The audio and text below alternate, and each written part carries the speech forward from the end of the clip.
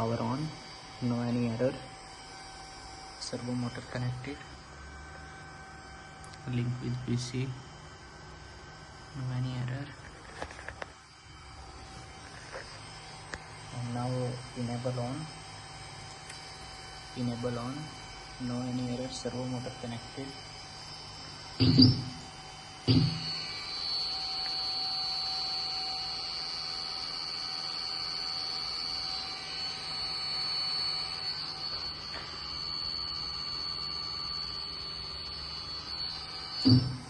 And now reverse.